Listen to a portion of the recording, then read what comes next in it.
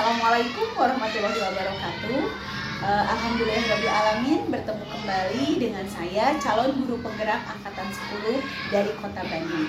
Perkenalkan, nama saya Rosani Oktaviani, SPD dari SDN 214 Perumnas Hijrah.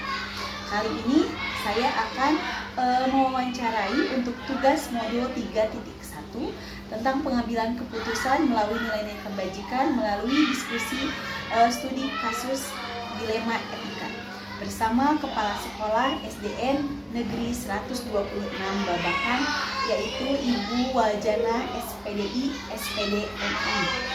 Assalamualaikum Ibu. Waalaikumsalam warahmatullahi wabarakatuh. Alhamdulillah, bagaimana kabarnya Bu? Alhamdulillah luar biasa.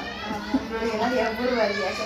Terima kasih Ibu sebelumnya sudah mau meluangkan waktunya untuk kegiatan wawancara kali ini untuk membantu saya khususnya untuk tugas modul 3.1 ini. Ada beberapa pertanyaan Ibu yang akan diajukan pada kegiatan wawancara ini. Yang pertama yaitu apakah Ibu selama menjabat sebagai kepala sekolah pernah mengalami dilema etika? Dilema etika setiap jenjang pasti ada. Jangan kepala sekolah, guru juga ada ya dilema etikanya.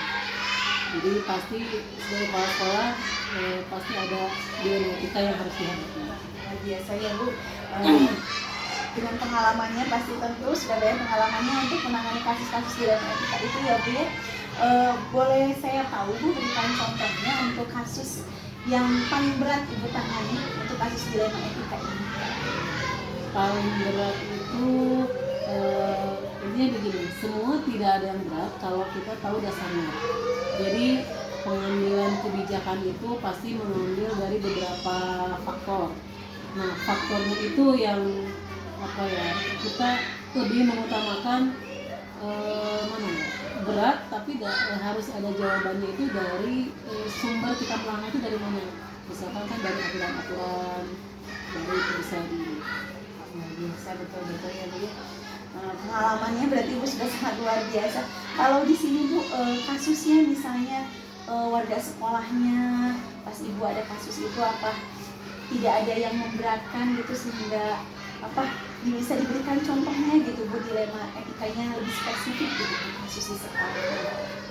Coba kalau Ibu dari Bu Rosa sendiri nih, seperti contohnya yang kebanyakan orang. Seperti ini Bu, seperti misalnya ketika pembagian rapor, misalnya ada anak yang tidak atau di bawah KKM, itu kan orang tuanya pengen tetap naik, sedangkan persyaratan naik itu diantaranya ada kehadiran, sudah mengikuti asesmen. Apakah di sekolah Ibu ada yang seperti itu atau ada kasus-kasus lain?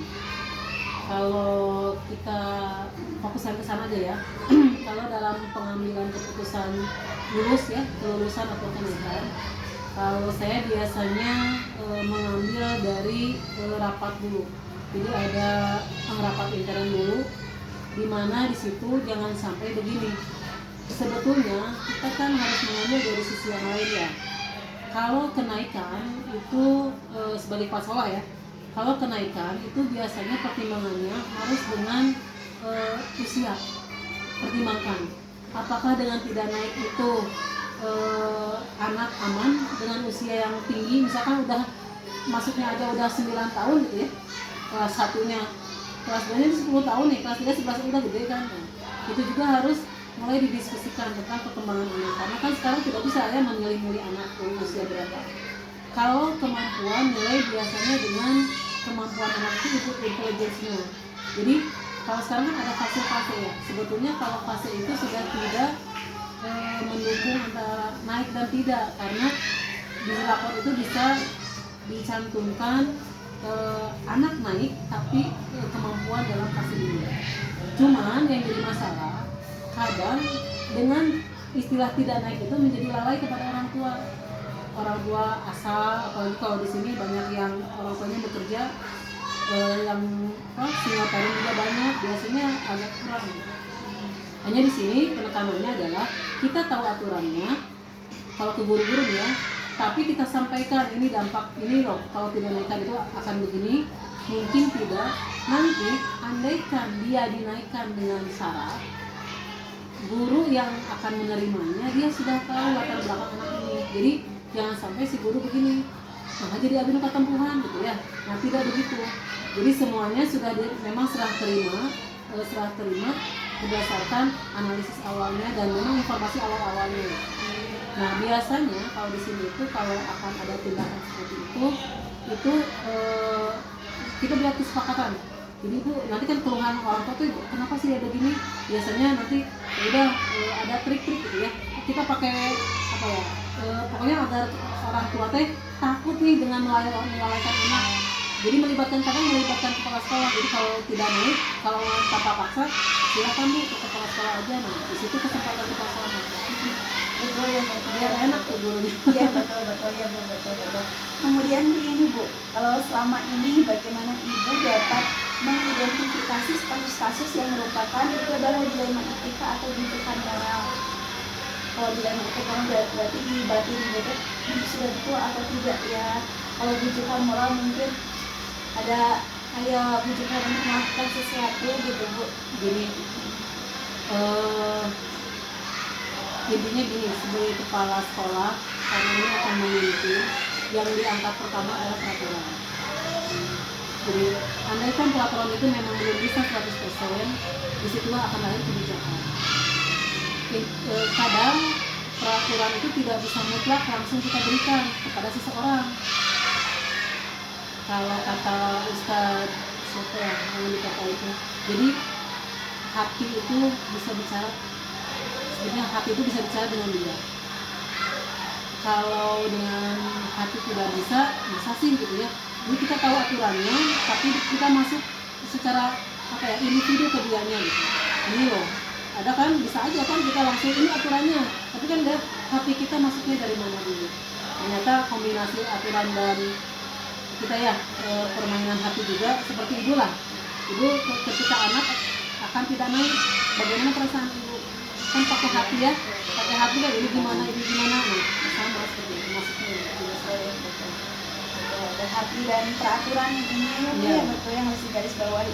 Yang kedua Bu, selama ini bagaimana Ibu menjalankan pengambilan keputusan di sekolah, terutama untuk kasus-kasus di mana ada dua kepentingan yang sama-sama benar atau sama-sama mengandung nilai kebajikan. Jadi bagaimana caranya mengambil keputusan di sekolah untuk ada yang dua kepentingan? Kalau pengalaman yang saya pernah ya, pokoknya bicara dari hati ke hati. Jadi datangkan orang yang berkenan dua ini, terus saya sampaikan kebingungan kita itu. Jadi ada keinginan, ada kebimbangan itu disampaikan dulu. Nanti kalau bisa itu jadi justru idenya kan muncul dari dia. Terus ibu harus gimana bagusnya ya? Yang ini bagus. Nah, biasanya nanti justru akan keluar ide yang kita nggak terlintas sedikit pun biasanya ya.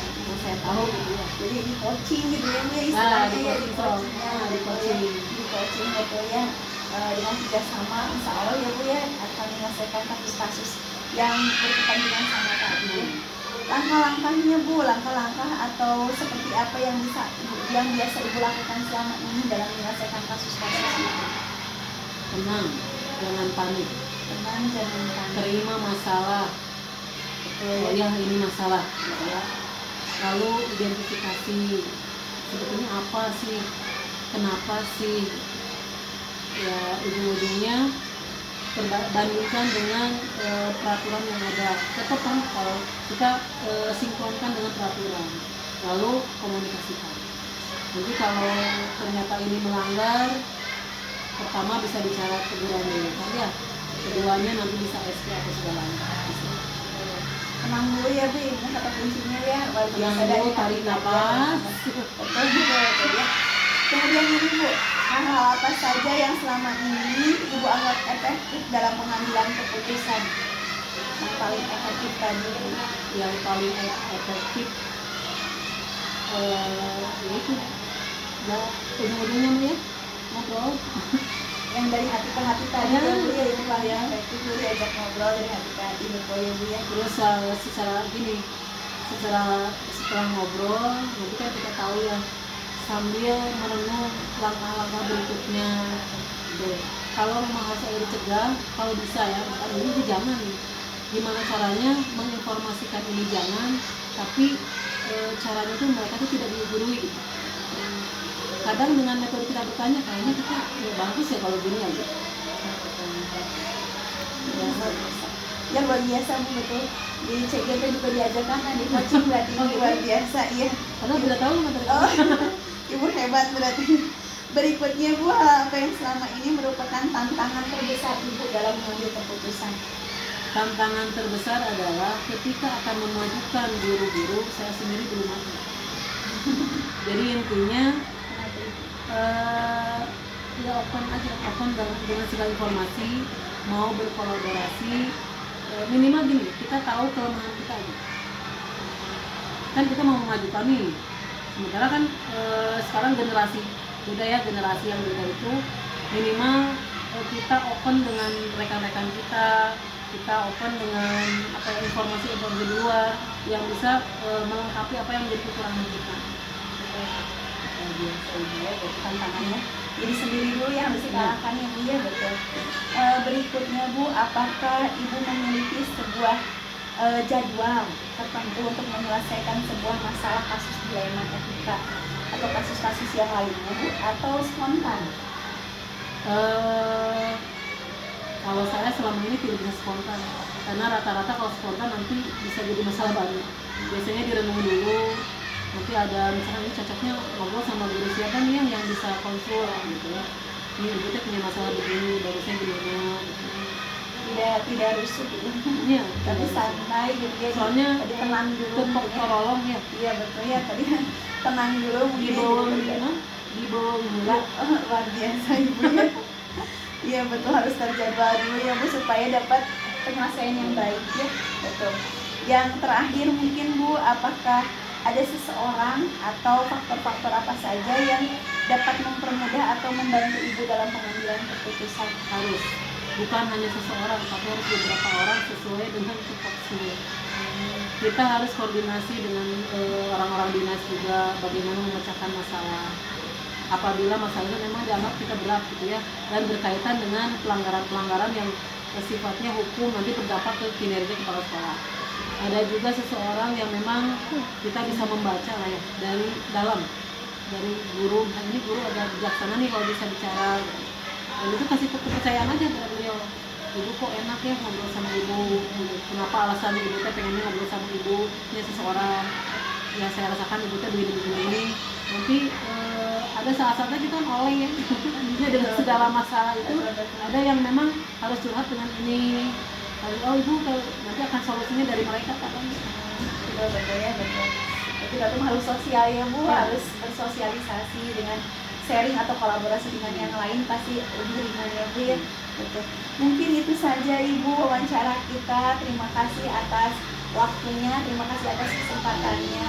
Mudah-mudahan Ibu sehat selalu. Assalamualaikum warahmatullahi wabarakatuh. Waalaikumsalam.